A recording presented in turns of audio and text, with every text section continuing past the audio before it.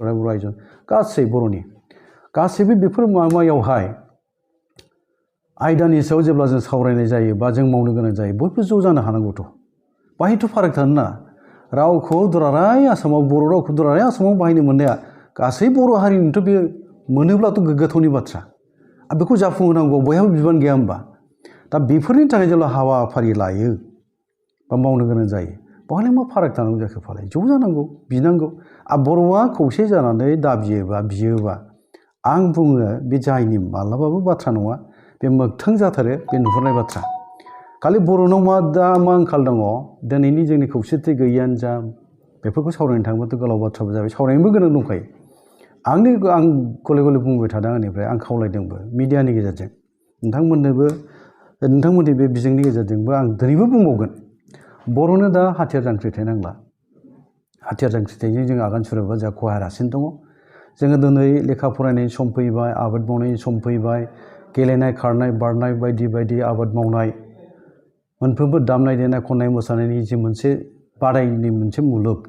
दिनैनि मुगा computer internet आरो digital मुगा फैबाय बुहुमा ग्लबेलाइज जाबाय बे समावबो जुदि जोङो सिलाय बमा बारुदजों गेलेबाय थानो नागिरबा बोरै जाबावगोन फालाय दा बर'नो मोनसे जांख्रिखांनाय नांगौ सोमावसारनाय नांगौ आं बुंबोदोंबो दिनैबो आं बुंबावगोन बेखौनो बर'नो 10 बोसोरसोल' जों ज' जा गासिबो फारागखौ गारनानै जानो हायोब्ला गासिबो फारागखौ गारनो हायोबा जोंनि आफादा गुबुन गुबुन थागोन नंगौ गुबुन गुबुन आफाद थाबाय गुबुन गुबुन सानस्रिफोरखौ जों बिथा खालाम मावबोदों नंगौ गासिनिबो थांखियाथ' बर' हारिखौ दावगाहोनाय मोजां लामाजों बा जौगासार खालामनायानोथ' बयनिबो थांखिया अब्ला जों मानो फारागखौ गारनो हाया फालाय गावनि नेहाद एखुथा मुलाम्फानि थाखाय नोङो पावारनि थाखाय गोहोनि थाखाय खांखुवा जानानै हारियाव जेंना जेथो लाबोबाय थायोबा बे बोरै गनायथाव जागोन फालाय बेथ' जानोनो नाङा आं बुंदों मा नंथ्राबाबो जोंनो 10 बोसोरल' जोङो गासिबो गावबा गाव माने एखुथा मुलाम्फा मोननो लुबैनाय बेखौ गारजोबनानै बर' हारिखौनो नोङो गोरबोजों मोजां मोनथारोबा बर' हारिखौ बुहुमाव मास्टार गायसननो लुबैदोंबा गेरेमसारि दानो लुबैदोंबा बड'फानि बाथ्रा मुं लायै लायै नों बाथ्रा बुङो जेरावहाय बड'फानि थांखि सानस्रिखौ गनायनानै खामानि मावनो थियारि नङा नाथाय बिदिया बोरै जागोन फालाय आं बुंनो नागिरनाय बेनो बर'नो मोनसे सोमावसारनाय नांगौ बे सोमावसारनाया जानांगौ खौसेथि राजखान्थियारि सोमावसारनाय इउनाइटेड पलिटिकेल स्ट्रागल बर'आ गासै ज' जानानै नंथ्राबाबो 70-80% माने 70-80 जौखोन्दोसो बर'आ ज' जानानै सोमावसारोबा राजखान्थि माने आं बुंनो नागिरनाया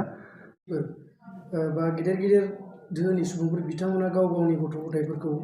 बर' बिजोंजों फोरोंनायखौ जों नुबोआ गुबुन बिजों इंराजि असमिया बा बायदियाव फोरोंनाय बिनि सायाव नोंथाङा मा बुङो ओरैनो बे जेंनाखौ लानानै गोबां रायलायबाय बर' थुनलाइ आफादनि जथुम्माफ्राव रायलायबोबाय बर' फरायसा आफादनि जथुम्माफ्रावबो बे जेंनानि सायाव रायलायनाय जायो नाथाय जेंना सुस्रांनायनि जे लामाफोर बा बिथांखिफोर लानानै जों आवगायनांगौ बावहाय आं फेलें जाबोबाय थानायखौ नुवाखैनो नुदों दिनैबो दङ बे जेंनाया दा बेखौ फोजोबस्रांथारनांगौबा जोंनि थांखि लानाय जोंनि बिथांखि आजावनाय माहारियारि आफादफ्राव दुलाराय बर' फरायसा आफादनि गेजेरावहाय जथुम्मायाव जे थांखिफोर लायो थान्दै मेलावहाय आरो बर' थुनलाइ आफादनि मावनो लानाय बाबो जों बर' गासै हारि हिसाबै जोंनि थांखि लानाया मोनसे जाहैनांगौ आङो बेखौ लुबैयो आंनिफ्राय बर' कालसाराव मोनसे गावहाय खुंथायनि जानानै बेखौनो जों सानबायबो थादों आरो आंनि गावनि बुंनो गोनां बाथ्राखौ जेब्ला नोंथांमोना मिथिनो लुबैगोन नोंथांमोननि बिजोंनि गेजेरजों आं बेखौ फोरमायनो लुबैगोन जे फोरोंथों गुबुन बिजोंजों सोरबा इंराजि बिजोङाव फोरोंदों सोरबा हारसा बिजोङाव फोरोंदों सोरबा हिन्दी बिजोङाव फोरोंदों सोरबाया बांला बिजोङाव फोरोंथों बबे रावाव फोरोंथों नाथाय आं बुंनो लुबैयो मोनसे आयदाखौ लाथारनांगौ खालामनांगौ आरो आसामनि जेसेबां फरायसालिफोर दङ हारसा बिजोङानो जा इंराजि बिजोङानो जा गभर्नमेन्टनि सोरखारि स्कुलबो जानो हागौ बे आरो सोरखारि नङै स्कुलबो जानो हागौ बे खिन्थु मोनफ्रोमबो फरायसालियाव जोंनि फरायसाखौ फोरोंनायनि बा मोनसे बर' आयदा लानानै फोरोंनो मोननायनि खाबुआ खालामथारनांसिगौ बे जानांगौ आं सानो मानोना बर' रावाबो दिनै 80 फारियाव गनायजानाय मोनसे राव बे भारत संबिजिरजों गनायथि मोननाय राव भारताव गासै मोन 22 राव दङ बे मोन 22 रावनि गेजेराव माने 8 सिडुलाव हाबनाय 80 फारियाव हाबनाय रावा गासै मोन 22 दङ दा बे मोन 22 रावनि गेजेराव बर'आबो मोनसे भारत संबिजिरा बेखौ गनायथि होबाय बियो मोनसे भारत संबिजिरजों गनायजानाय जेराव राव जाखाबाय ओंखायनो बिनि बाहायनाय बिनि फरायनो मोननायनि खाबुआ द्राय भारताव जानांगौ जेरावखि थाथों मानो जानांगौ आरो आसामावथ' आं बेखौ बुंनो लुबैगोन जोङो सोरखारि रावनि बाथ्रा बुङो नङा होमबा दिनै जम्मु काश्मीराव मोनबा रावा बेयो सरकारि राव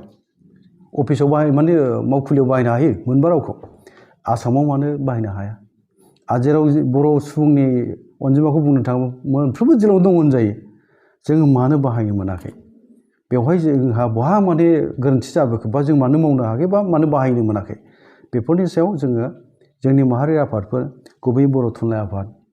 दुलाराय बर' फरायसा आफाद खौसेथि बर' सुबुं आफादानो जा बर'नि हारिमु आफादानो जा बर'नि आइजो अनसाय आफाद दुलाराय बर' आइजो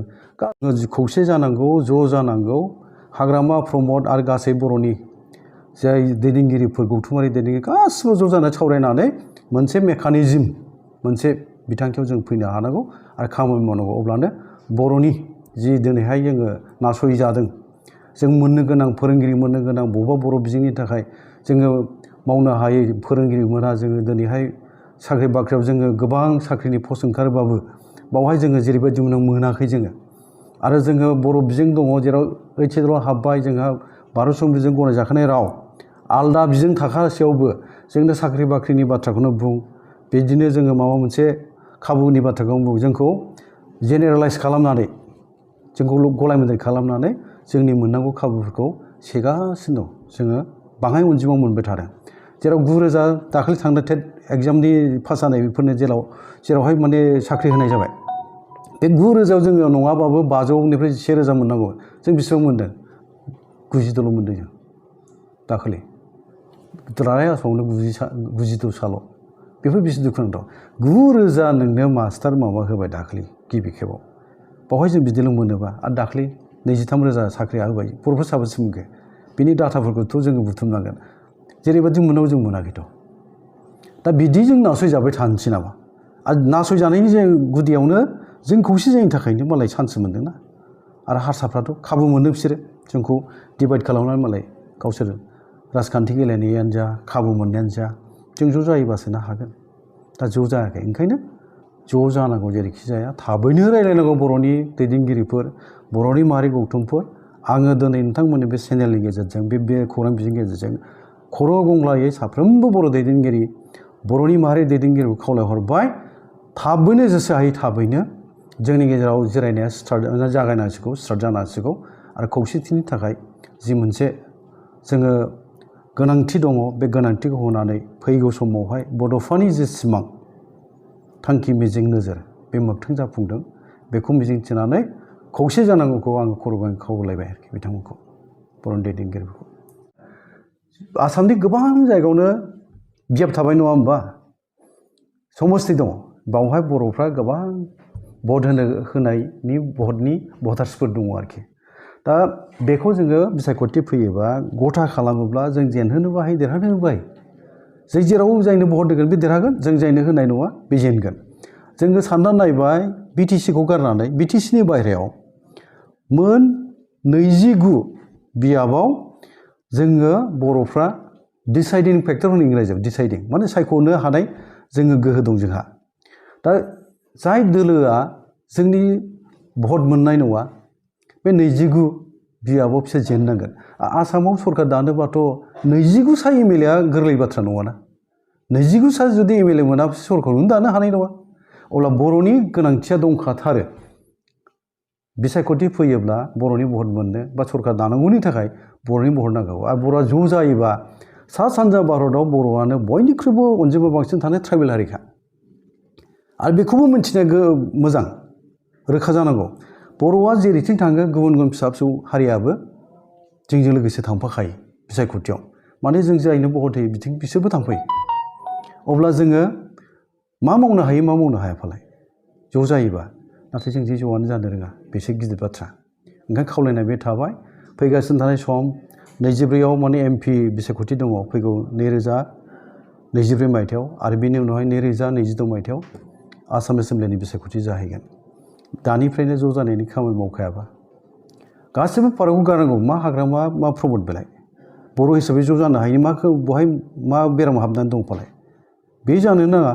हाग्रामा प्रमद ज' जानो हायिया बहा थादों फालाय मानो इसेबां गावजों गाव माने बादा बादि फालाय माने एना एनि फालाय सासे बर' बिमानिनोबो जों बर'आनो जोबखा दा बावहाय गोहोखौ लानानै गोहो राजखान्थिखौ लानानै मानो बादाबादि फालाय बे जानो नाङा ज' जायोबा जों मा मावनो हा फालाय दिनै हा हुआ मालायजों जों सेजानो नागिरदों दिनै इलेक्सन खालामजादों गुवाहाटि बरबारिफ्राव आगोलावबो खालामजाबाय बिटिसियावनो आरो हा सेजानो नागिरबावदों दा बेफोर मानो जानो मोन्दों जों ज' गैयिनि थाखाय खौसे गैयिनि थाखाय बेफोर जागासिनो दं ओंखायनो दिनैनि बे बर' बिजों गोथां साननि फालिनायनि गेजेरजों बेखौनो आं बुंनो लुबैगोन जे बर' हारिनि गेजेराव जोङो गावजों गाव एना एनि हेंथा हेंथि हिंसा हिंसिखौ फोजोबनांसिगौ आरो मोनसे गोग्गो सावरायनायनि गेजेरजों ज' जानानै जोङो हारिनि इयुननि थाखाय बड'फानि मोनसे नोजोर सिमां मिजिंखौ आरो बर' हारिखौ बुहुमाव गेरेमसा हारि दानायनि जि मोनसे बिथांखियाव जों खामानि मावदों बेखौ मोगथां महर होनो थाखाय जोङो खौसे जानांगौ ज' जानांगौ बेयो जोंनाव मानोबा गैया आं नुयो दङबाबो आरो मोनसे बाथ्राया बे जोङो गोहो राजखान्थिनि थाखाय खांखुवा जाबाय नामा बेखौ आं एसे बुंनो लुबैयो गोहो राजखान्थिनि थाखाय जेब्लानो जुजिबाय बावहाय जोङो हारि दानायनि खौसे जानानै खामानि मावनाया बेखौ जों मिजिं लानो गोब्राब जायो दा बे थासारियानो जोंनि गेजेराव दा जाबाय थादों जादों आंनि नुनायाव आंनि नोजोराव बे जानो नाङा मानोना बर' हारिखौ जों दाबो आबुङै गायसननो हायाखै बड'फानि जोंनि बर' हारिखौ जौगासार गेरेमसा हारि दानायनि जि मोनसे बिथांखियाव जों खामानि मावदों बड'फाहा जि थांखि सानस्रि नोजोर दङमोन बे थांखि सानस्रि नोजोरखौ लानानै खामानि मावनायाव जों दाबो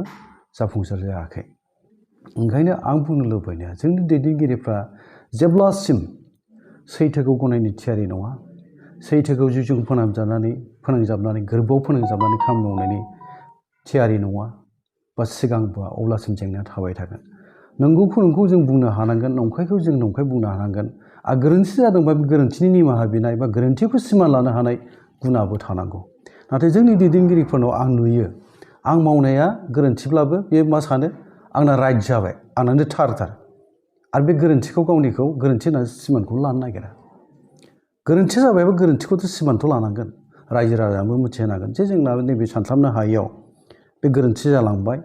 मा खालामबावनो जोङो बिनि थाखाय नोंथांमोनजों रायज्लायफिननानै बोरैहाय मोजां लामा लायोबा जों साबसिन खामानि मावनो हायो बा जों गेबें लामा लानो हायो बेफोर बाथ्राफोरखौ रायज्लायनाय जाया बेनि थाखायनो जोंनाव जेंना ओंखायनो सैथोनि बाथ्राखौनो आं गले गले बुंनो लुबैगोन आरो बुहुमाव सैथोनिफ्राय देरसिन जेबो धोरोम दानोबो हाया सैथोखौ गनायै सुबुङा जेंनासो प्रब्लेमसो जाय सैथोखौ गनायो बे सुबुङा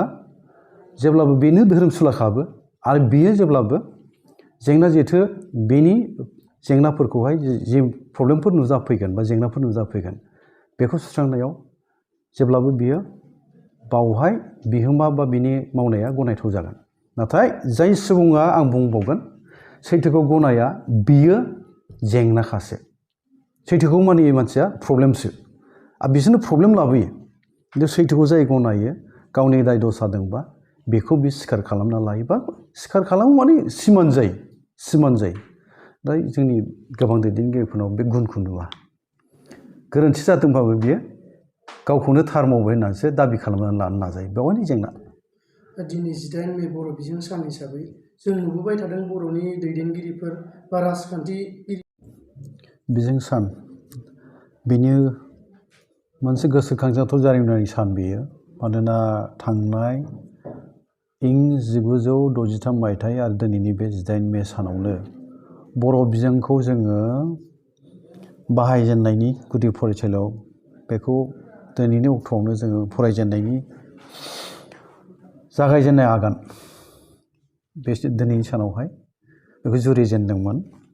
दा बेयो जोंनि मोनसे जारिमिनारि सान दा दिनैनि बे सानाव जोङो बर' कसारियाव मोनसे गावारि खुंथायनि जानानैहाय बावहाय जोङो फालिदों गोसोखांदों जोंनि गेदेमा जाय सुबुंफ्रा बर' राव थुनलाइनि थाखाय बिहोमा होलांबाय जिउ बावलांबाय बिसोरखौ गोसोखांनानैबो मान बावबाय दिनैनि बे बर' बिजों गोथार सान फालिनायजों लोगोसे गुबैयै बर' रावनि थाखाय बर'फ्रा गोबां जुजिबोनांदों सैज्य खालामबोनांदों सोरबा पुलिस मिलिटारिजोंबो बुख्रुबजादों जोबथेसालियाव दोनजादों बेफोर गोलाव जारिमिन आरो जोङो बर'फ्रा मोनसेबो जोंनि दाबि दावाखौ बुंनो थाङोबा ओरैनो मोनबोआखै जों मोनसेखौबो जुजिनायनि गेजेरजों स्ट्रागोलनि गेजेरजोंसो जोङो आवगायबोनांदों आदाय खालामबोनांदों मोनबोदों बुंनो थाङोबा ओंखायनो बर'फोरनि थाखाय दिनैनि समा बा बुंनांगोन दिनैनि बे समावहाय बर'फ्रा दाबो जोंनि राव थुनलाइखौ लानानै जोंनि सोलोंथाइखौ लानानै जों जेरैबादि खाबुफोर मोननांगौमोन मोनजोबनो हायाखै दाबो जों स्ट्रागोल बा जुजिनायनि जि मोनसे लामा बे दाबो जोंना जोबाखै जोबनायबो नङा मोनसेनि उनाव मोनसे जेंना फैबाय थाखागोन आरो बे मोनसेनि उनाव मोनसे जेंनाजों जों जुजिलांनो थाखाय जेब्लाबो साग्रिद सांग्रां जानानैबो थानांगोन आं दिनैनि नैबे समाव नैबेखौ खावलायनो लुबैगोन जे जोंनि बर' हारिनि गेजेरावहाय जाय गेदेमा सुबुंफ्रा बर' राव थुनलाइनि थाखाय बर' समाजनि थाखाय बर' हारिनि थाखाय खामानि मावलांदों बिहोमा होलांदों बिथांमोननि गेजेराव गोसोखांनांगोन जोङो गुबैयै सतिश चन्द्र बसुमतारीमोननि मुंखौ जों लाबोनांगोन रुपनाथ ब्रह्मनि नामखौ जों रायखांथारनांगोन महनिमोहन ब्रह्मनि मुंखौ जों लानांगोन मदाराम ब्रह्ममोननि मुंखौ जों लानांगोन आरो बिनि आगोलनि बाथ्राखौ एसे जोङो सावरायबावनो गोनां जायोब्ला बर' राव बा जोंनि बर'नि हारिनि आसार खान्थिफोर बा जोंनि दोरोङारि जि मोनसे धोरोम खान्थिफोर बुंनो थाङोबा बेफोरखौ हारसाफ्रा गाखोमोरजोबनो नागिरबायमोन जोंखौ समानै बिसोरो समान मेगनजों नायामोन जोंखौ बिसोरो नासयदोंमोन गादबदोंमोन सुजिदोंमोन नाख्रेबनो नागिरदोंमोन जोंखौ बादुवाफोर बायदि बाहायनो हमनाय बै समनि बाथ्रा गुरुदेब कालिचरन ब्रह्मनि बाथ्राखौ आं एसे बुंनो लुबैदों गुरुदेब कालिचरन ब्रह्म बे आफानि जि समाव बियो बर' समाजनि थाखाय गावखौ बस'नो खामानि मावदों बे समा जोबोद खैफोद गोनां बर'नि थाखाय जेथो गोनांमोन आरो गोब्राब थासारिजों जुजिबोनांदों